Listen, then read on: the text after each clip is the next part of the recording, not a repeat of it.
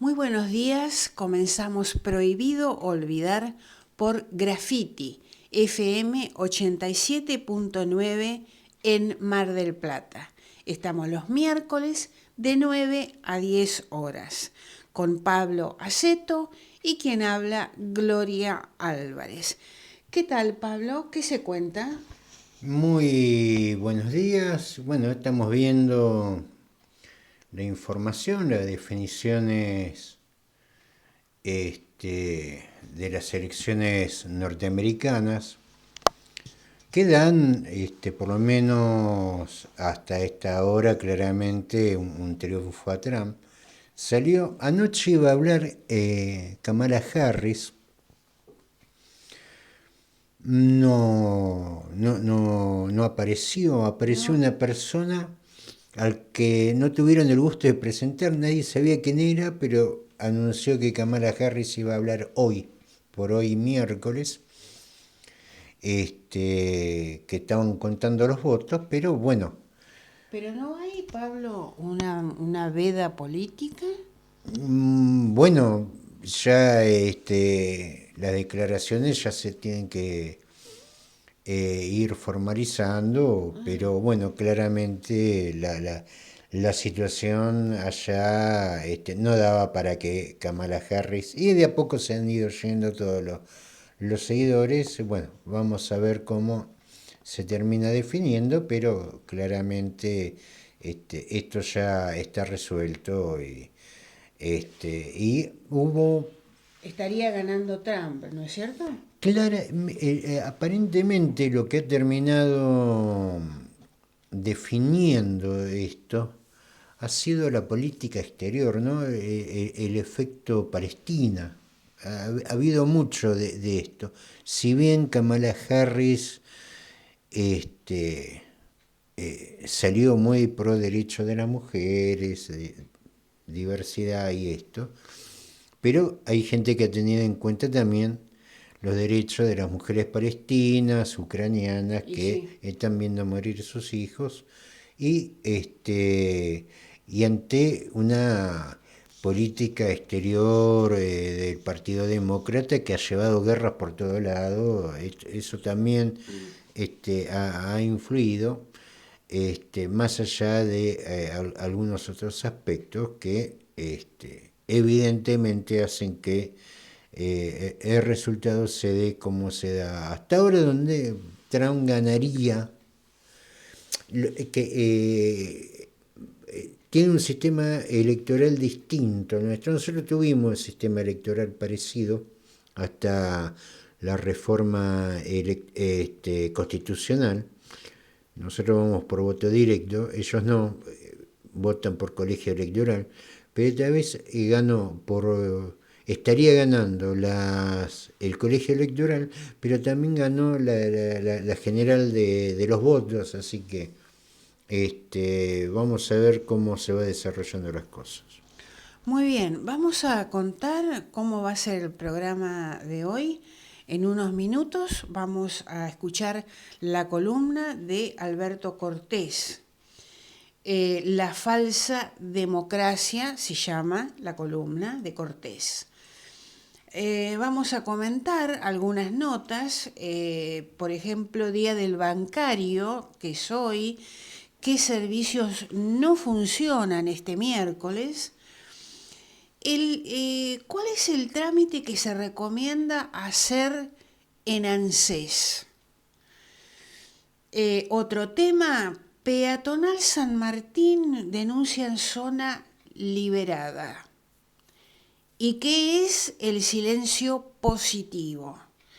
La columna de Pablo Aceto se llama La Argentina que nadie defiende.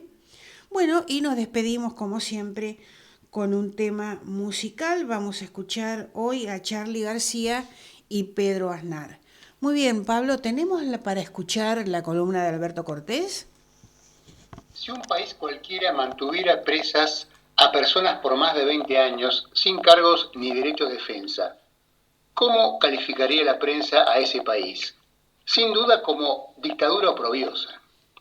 Tal país existe actualmente, los Estados Unidos.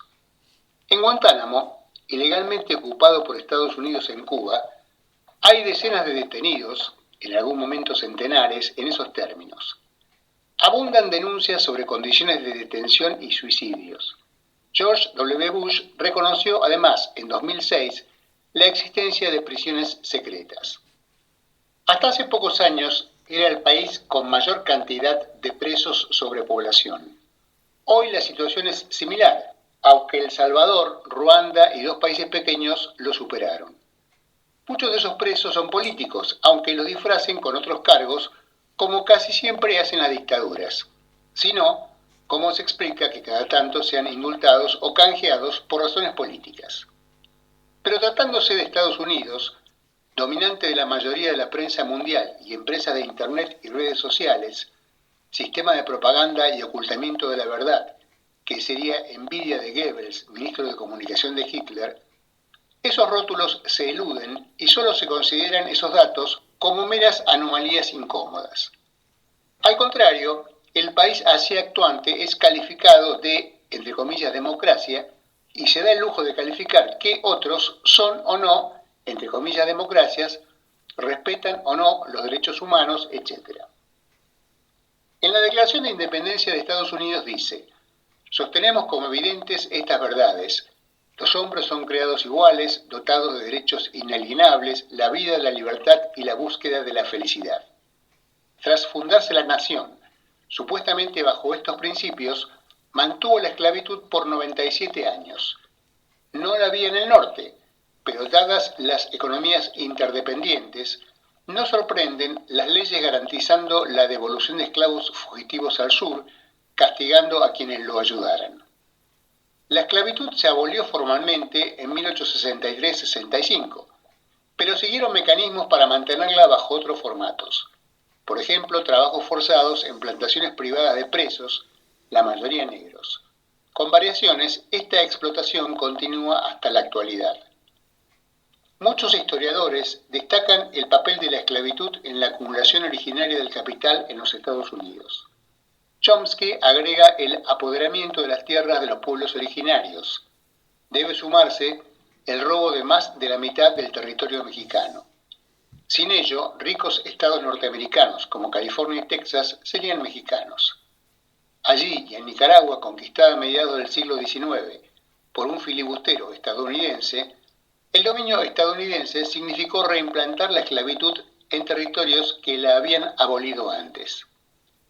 Un informe de la ONU de 2023 afirma que en Estados Unidos los negros tienen 3 veces más probabilidades de morir a manos de la policía que los blancos y 4 veces y media más de ser encarcelados. El mayor atentado a la libertad de prensa del milenio ha sido la persecución de Julian Assange por Estados Unidos por dar a conocer crímenes de guerra de sus tropas en Irak y Afganistán.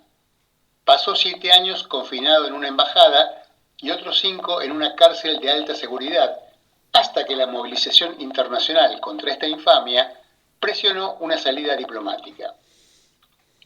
Pretenden que nadie ventile las violaciones a los códigos éticos y legales que cometen en secreto. También hay muchas hechas en público. Se despidieron, por ejemplo, de Afganistán, volando con un misil un auto con una familia de 10 personas, incluidos 7 niños. Los responsables quedaron impunes. La invocación a la libertad, la democracia y los derechos humanos ha sido constante en el discurso de las élites estadounidenses. Asombra la flagrante contradicción de esos enunciados con sus prácticas.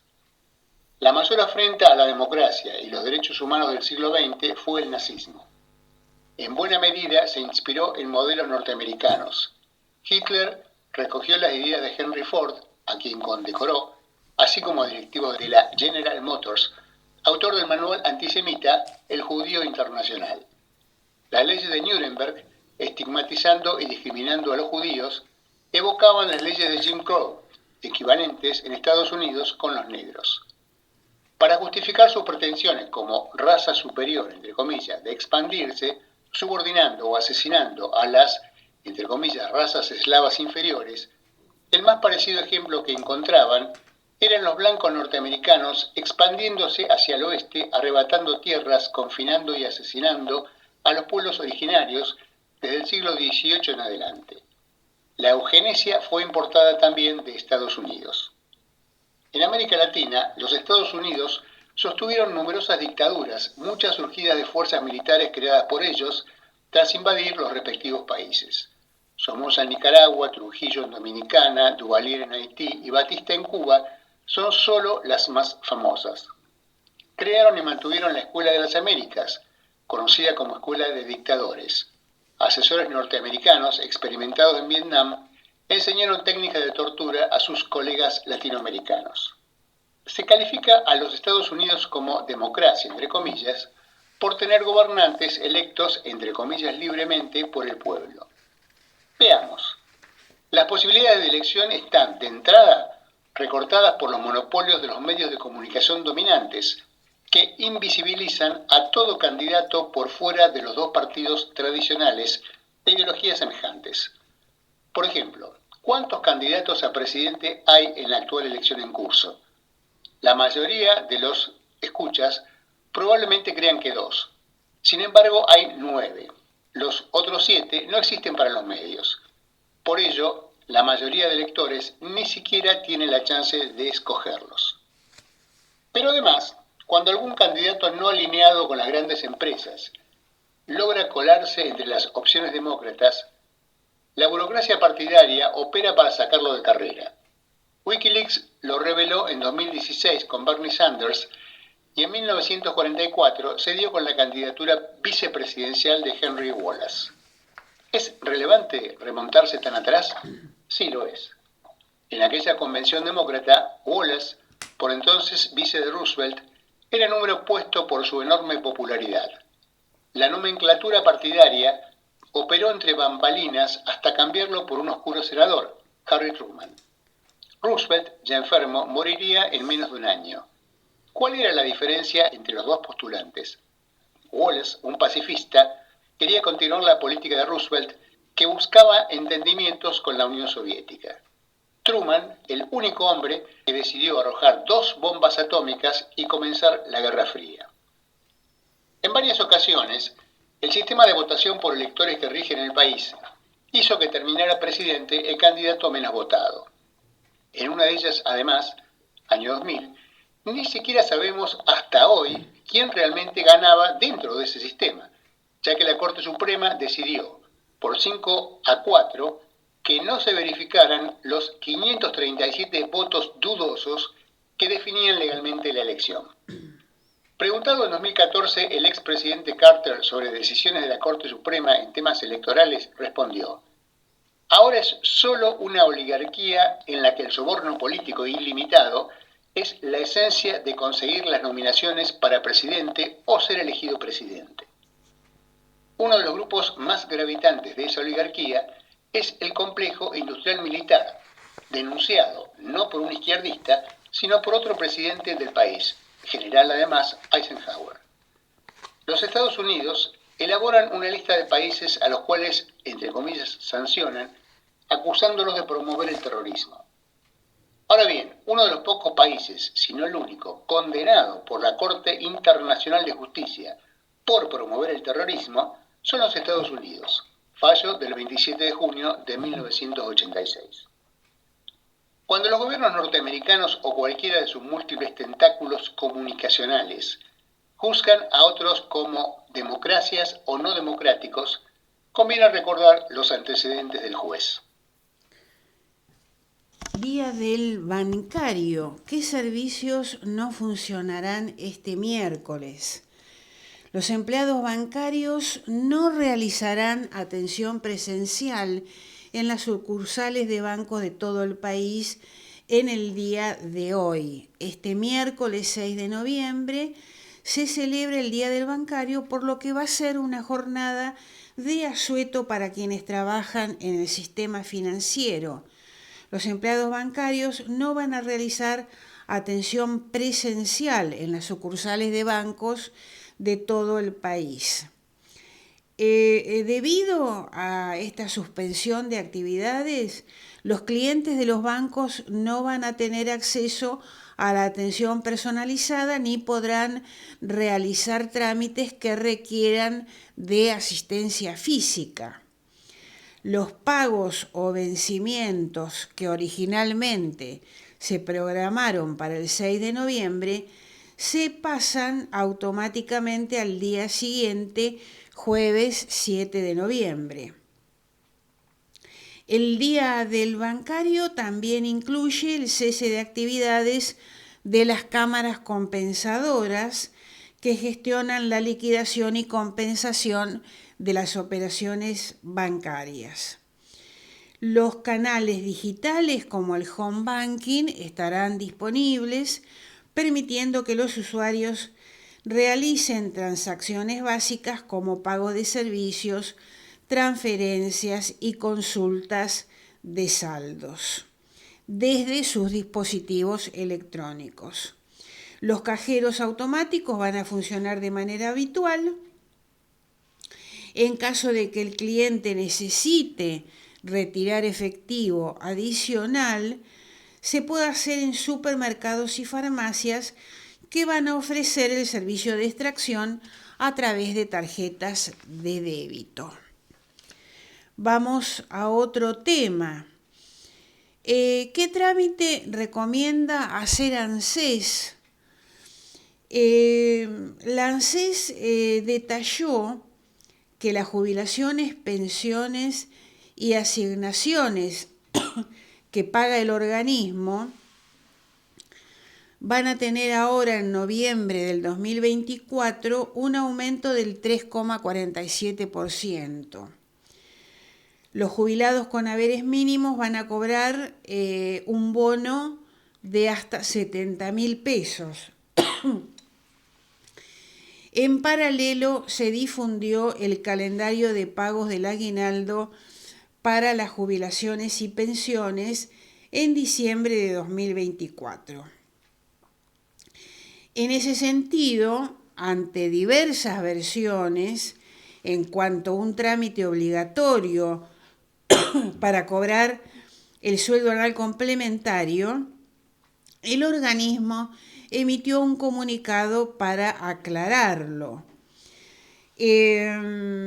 Ante diversas versiones publicadas en los medios de comunicación sobre la obligatoriedad de actualizar los datos para mantener las prestaciones, ANSES informa que ningún ciudadano perderá la prestación que por ley le corresponde por no actualizar sus datos de contacto. El objetivo es difundir la práctica que implica mantener actualizados los datos de contacto, ya que permite contar esto con un canal de comunicación con cada ciudadano. Es así que se recomienda a través del ANSES validar los datos de contacto, correo electrónico y número de teléfono celular. Una vez al año o cada vez que haya un cambio en los mismos, en Mi ANSES a través de la aplicación o de la web del organismo. Para eso hay que ingresar en la aplicación en modificar datos y a través de la web anses.gov.ar con el quill y clave de seguridad social vas al apartado Mi ANSES, seleccionas información personal, opción domicilio y datos de contacto. Y es así que se recomienda mantener actualizados los datos para que ANSES pueda mantener, en caso de ser necesario, una comunicación. Vamos a otro tema. ¿Qué es el silencio positivo? ¿Qué implicancias tiene esta nueva modalidad? Si el Estado calla otorga, ya corre el silencio positivo en la Administración Nacional. El artículo 31 de la Ley Bases estableció un giro de 180 grados en la Ley de Procedimiento Administrativo. Ahora, ante un reclamo sobre bienes públicos, el Estado tiene 60 días para pronunciarse. Si no lo hace en ese plazo, la respuesta se interpretará como positiva. Esto rige desde el 1 de noviembre. A partir de ese día, de este día 1 de noviembre, un empresario o cualquier particular que reclame la propiedad de un bien del Estado podrá quedarse con él en caso de que el gobierno no le responda en un plazo determinado. Esto se llama silencio positivo, una figura incluida en el artículo 31 de la única ley que el oficialismo logró aprobar en el Congreso y que modifica la ley 19.549, que se llama Ley de Procedimiento Administrativo. Lo que decía esta normativa es que cuando hubiera pretensiones que requieran de ella un pronunciamiento concreto, se interpretará como negativa y que solo mediando disposición expresa podrá conferirse al silencio sentido positivo. Otorgaba un plazo de respuesta de 60 días. Muy bien. Ahora es todo lo contrario. Si el Estado no se pronuncia, la respuesta se interpretará como positiva. Por esta razón, esta modificación fue muy cuestionada por la oposición no aliada al gobierno porque posibilita negocios inmobiliarios a los que la administración de La Libertad Avanza y el PRO procuraron abrirles la puerta. La medida firmada por el jefe de gabinete Guillermo Francos y la ex canciller Diana Mondino deja a la deriva los inmuebles del Estado y posibilita que cualquiera se pueda quedar con ellos, particularmente las grandes empresas. Hubo una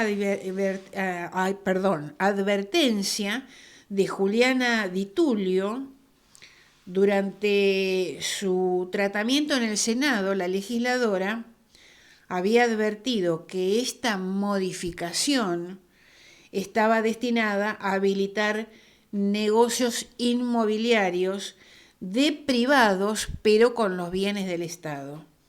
Hay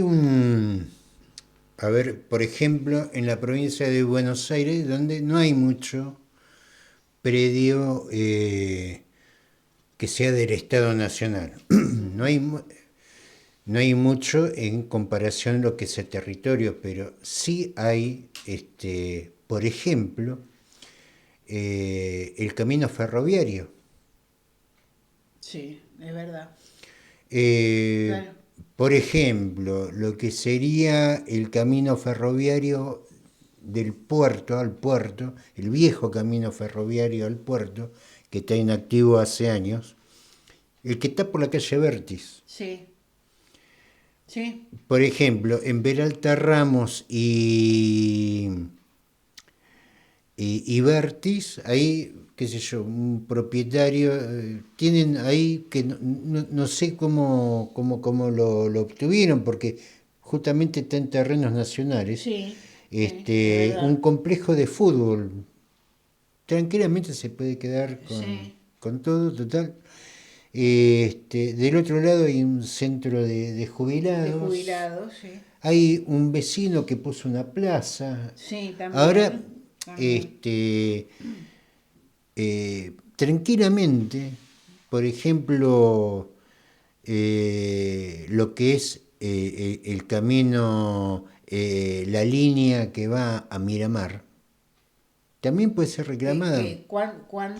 ¿Cuánto tiempo nosotros estuvimos hablando de poder reactivar lo que era el viejo tren a Miramar, Pablo? Digamos, acá lo que se ha liberado era patente de corso, de filibustero, como dice Cortés,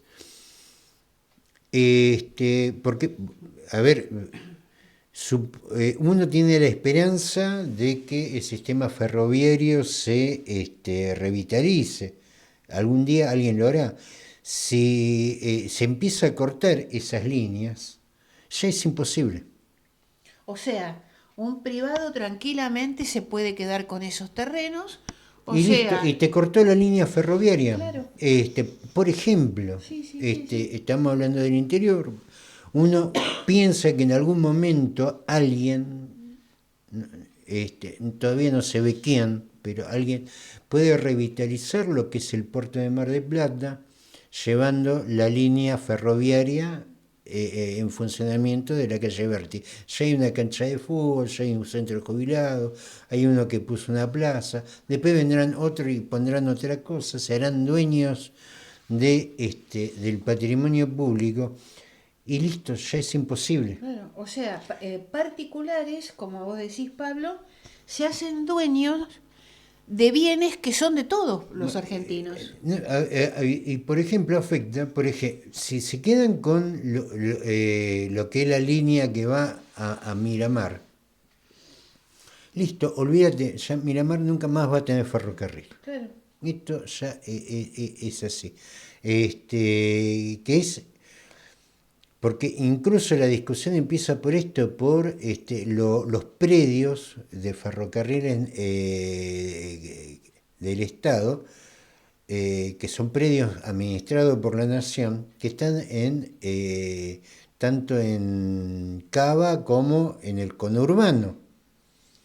Porque las discusiones empezaron por ahí. Ahora, está habilitado en todo el país, incluso también en lo que es las líneas ferroviarias que están en Mar del Plata y que beneficia, por ejemplo, deja abierta la posibilidad de que se revitalice el tren a Miramar, que fue cerrado por los empresarios de transporte de Mar del Plata, dicho sea de paso.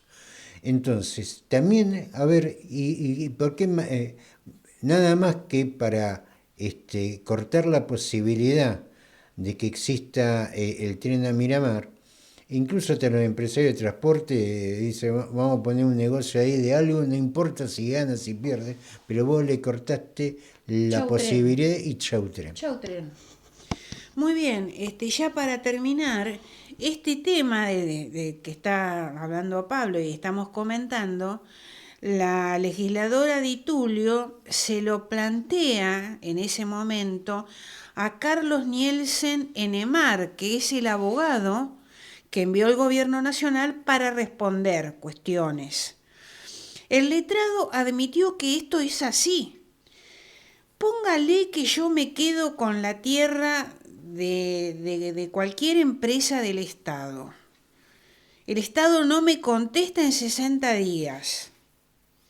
Entonces el sentido es positivo, dice la legisladora. Y ahí yo exijo la inscripción registral, la emisión de certificado y la autorización correspondiente en sede administrativa. ¿Es correcto lo que estoy diciendo?, pregunta la senadora.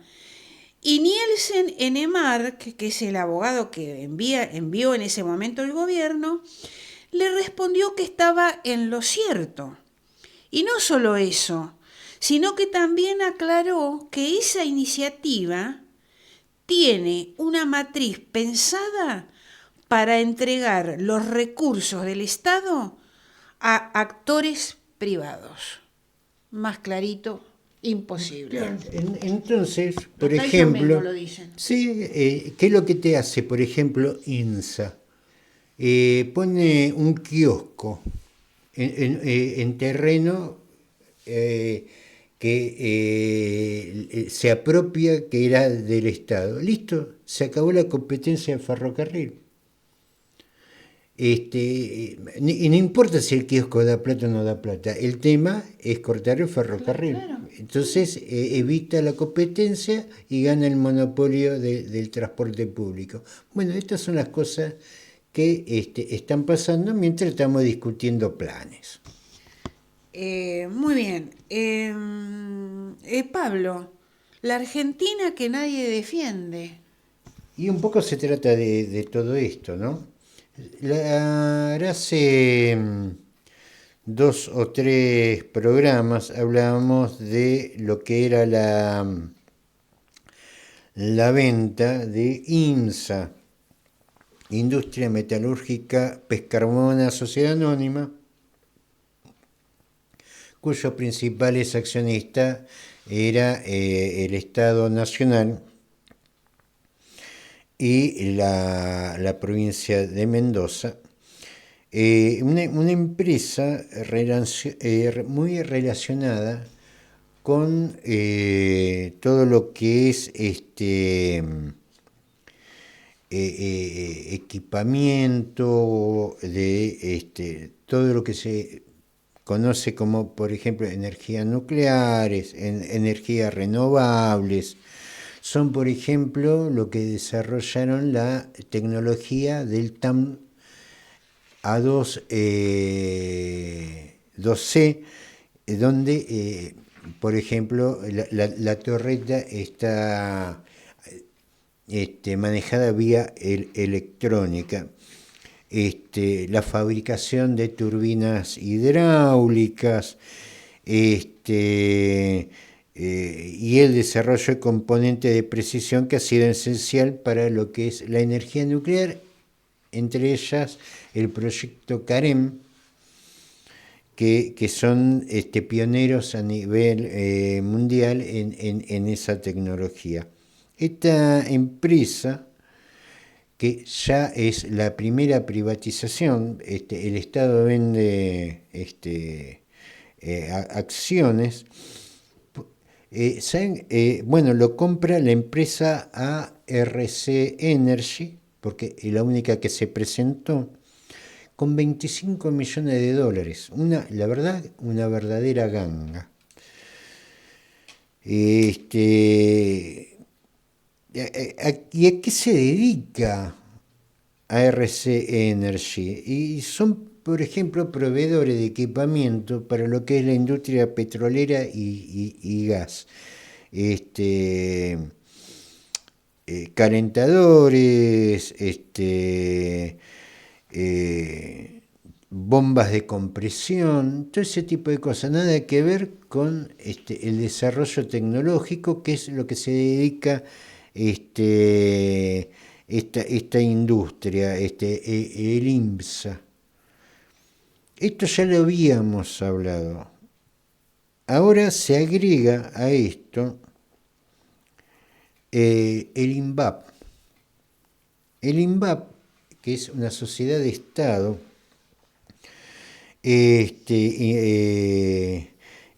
la sigla significa Investigaciones Aplicadas Sociedad de Estado,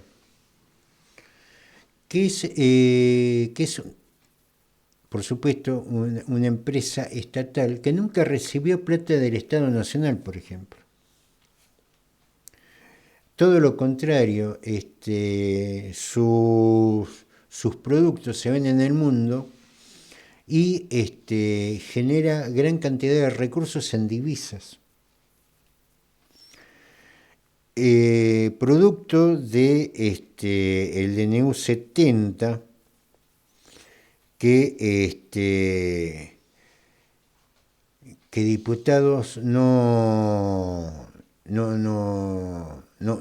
tratan para, porque ya fue rechazado en senadores, falta que sea rechazado en diputados. Tiene que desaparecer la figura de sociedad de Estado, pasó a ser sociedad anónima. Les digo, el INVAP gana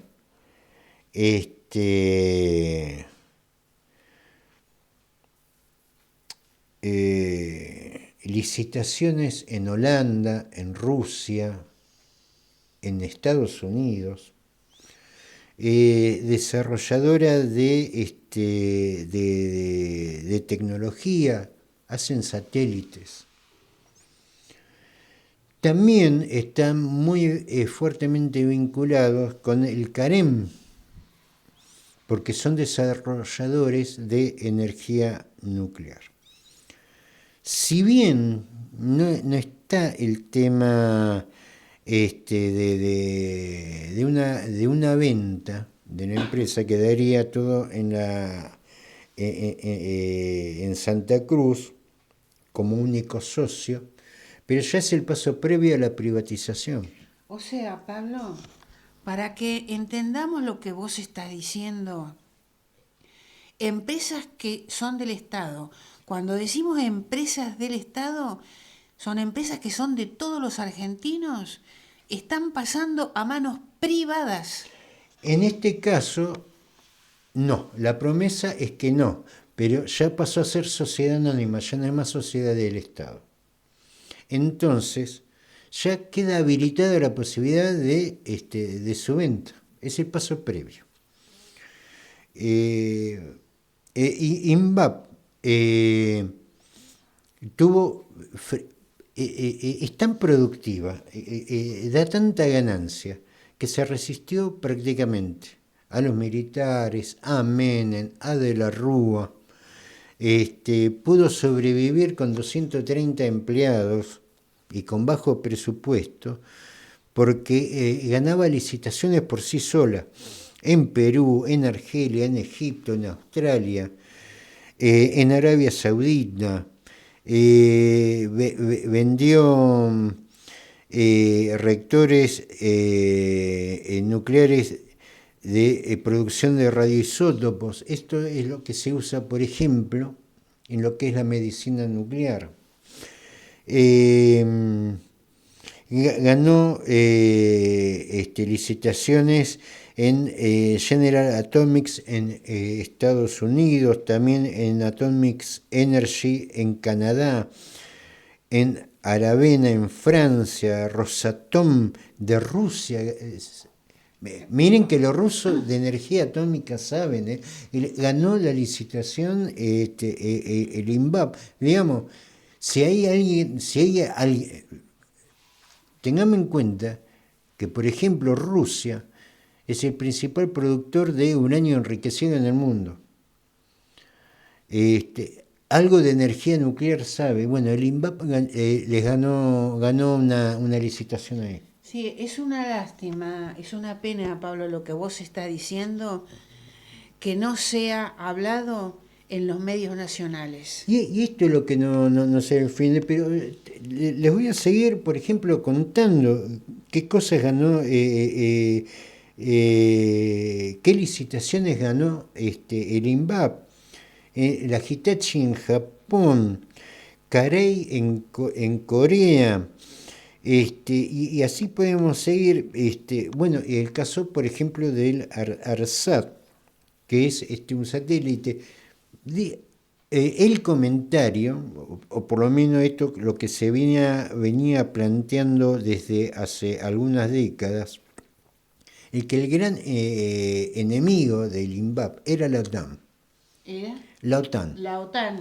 La OTAN lo que está pidiendo es que se desarme esto.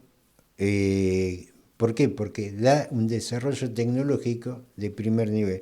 Le digo, estamos ganando licitaciones y trayendo millonadas en divisas al país con tecnología de primer nivel. Yo me acuerdo,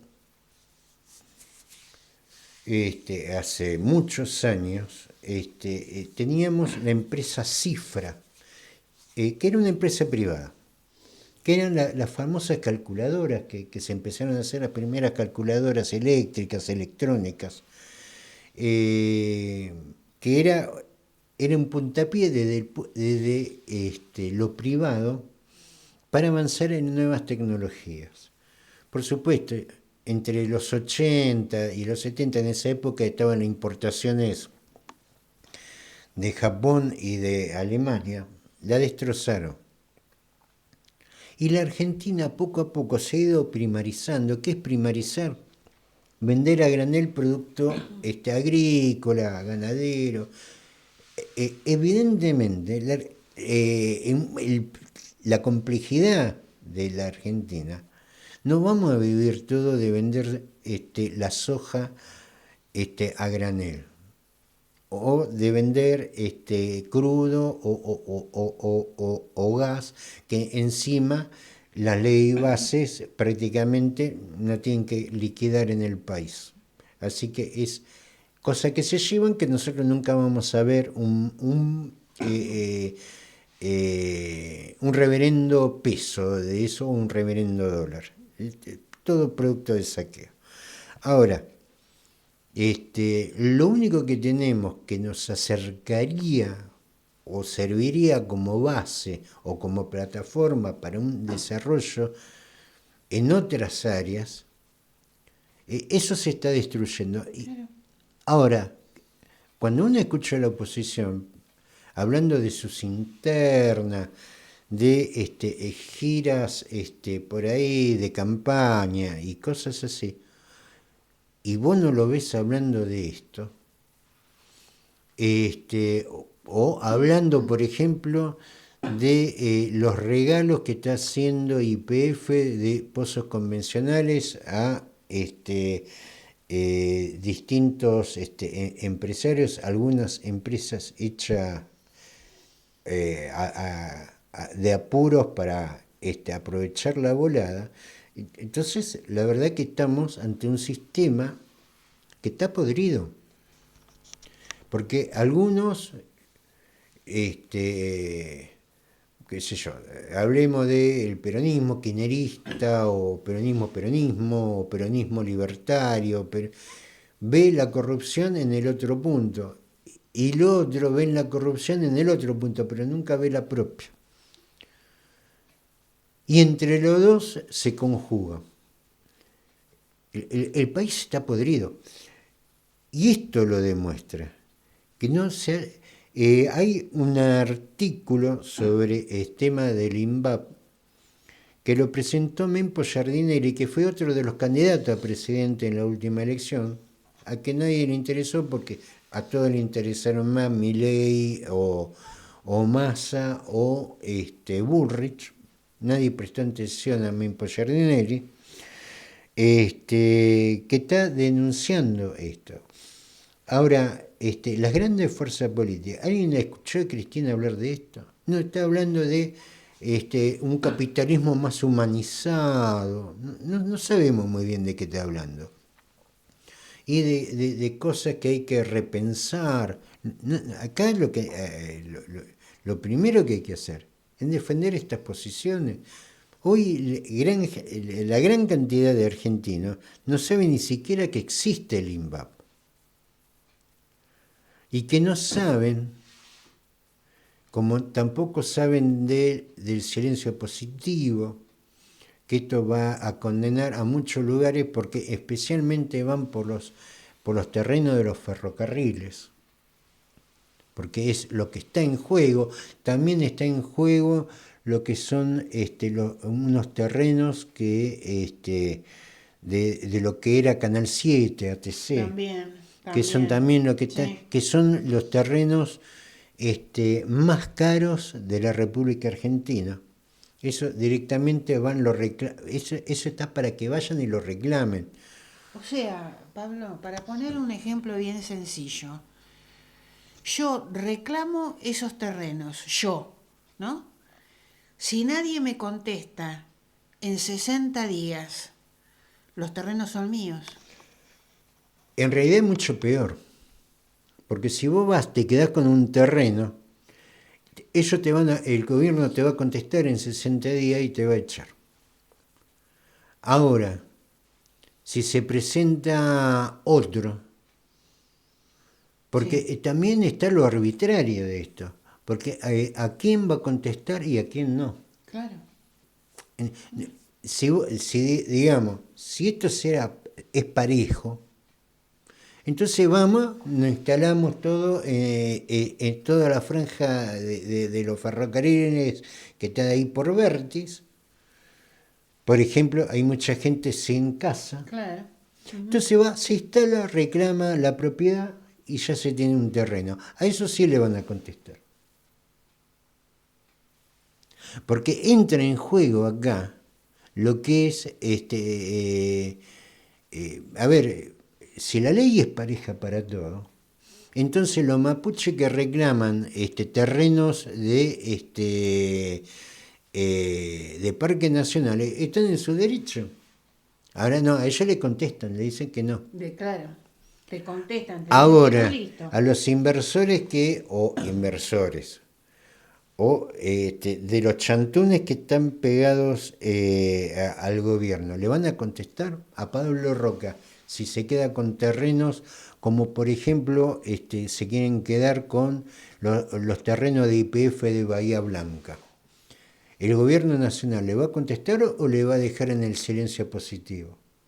Si yo voy a ocupar los terrenos de Bahía Blanca, ¿me va a contestar o me va a beneficiar con el silencio positivo? Es decir, es completamente arbitrario. Porque no es que usted ocupa un terreno del ferrocarril y lo reclama como propio y tenga la seguridad que le van a contestar a los 10 minutos. Y va a venir la policía y lo va a sacar a patadas. Sí. Ahora, si Paolo Roca o INSA le ocupa y le corta la línea ferroviaria a Mar Chiquita, ¿alguien le va a contestar? Porque este es el tema, que se pone arbitrario donde hay alguien que con el silencio o con la respuesta decide arbitrariamente quién va a ser beneficiario de terrenos fiscales de la nación, que en realidad no tendría que ser ninguno, pero se queda con el derecho de contestar o no contestar. Este es el tema. Ya el INVAP es una sociedad anónima. La pregunta es, ¿los argentinos qué vamos a dedicarnos?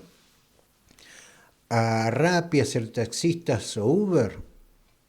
Porque va a llegar un momento en que en esta dinámica, donde las industrias se cierran, donde la posibilidad de tener un desarrollo técnico que te dé la posibilidad de tener un desarrollo económico, porque, a ver, son en el INVAP, y les digo, esta gente no recibe un peso del Estado, porque la plata se la ganan ellos con exportaciones, liquidan divisas en el país.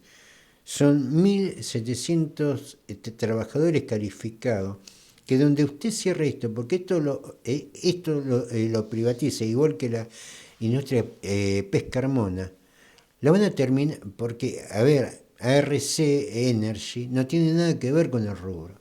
La van a desguazar, la van a cerrar, porque lo que quieren es vaciarla, como le conté en su momento, Altos Hornos Sapre. Entonces la Argentina no produce oro, no produce acero, y después viene un tipo como Moreno y dice, no hay que acercarse a los chinos porque nos ganan, y lógicamente te van a ganar los chinos. Ellos están trabajando sobre 7 nanómetros. Vos la única posibilidad tecnológica la malvendés. El acero, la industria del acero lo desarmaste, cualquiera va a venir a ganarte. Ahora, no es culpa de los chinos, esto es culpa que nadie sale a defender el interés nacional, y con eso lleva el empobrecimiento. Son 1.700 técnicos calificados. ¿Qué es lo peor de esto? Una vez que se desarme, que se van, porque tengan la seguridad que se van. Claro, se van. Porque son requeridos en todo el mundo, y entonces usted va a decir, que se vaya, total. Bueno, bárbaro, se van. Y a ver cómo te la arreglás vos acá el día que vos tengas que ir a comprar insumos extranjeros para tratamiento de energía nuclear, entre otras cosas. Nos vamos, nos volvemos a encontrar el miércoles que viene de 9 a 10 horas. Este viernes de 19 a 20 estamos con Casi Sábado por FM Graffiti 87.9. Vamos a escuchar Tu Amor, Charly García y Pedro Aznar. Saludos para todos.